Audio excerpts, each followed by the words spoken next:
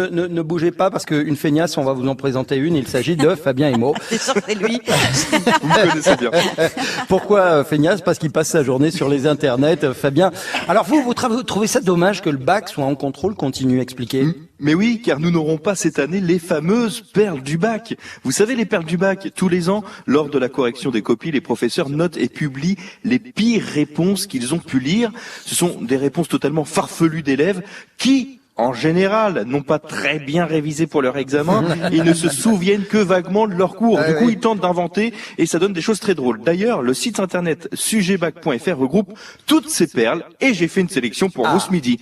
Un élève, en 2018, a écrit sur sa copie: Victor Hugo est né à l'âge de 2 ans. Alors, on sait que la vie des grands écrivains est mouvementée, mais quand même, il ne faut pas pousser. Un autre a affirmé: Néron, célèbre empereur romain, organisait des combats de radiateurs.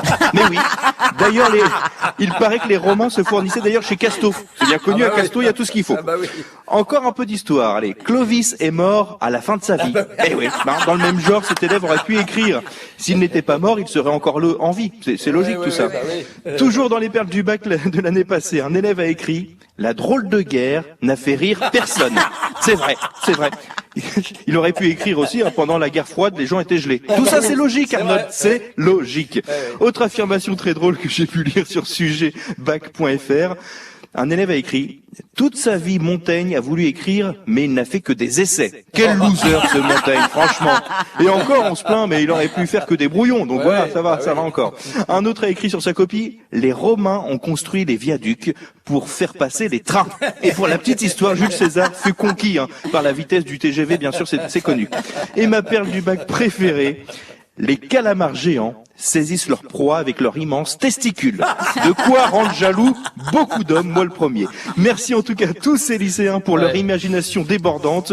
Les perles du bac vont me manquer cette année, alors vivement l'année prochaine. Et d'ici là, on reste connectés. Merci Fabien Emo. Retrouvez tout France Bleu sur francebleu.fr.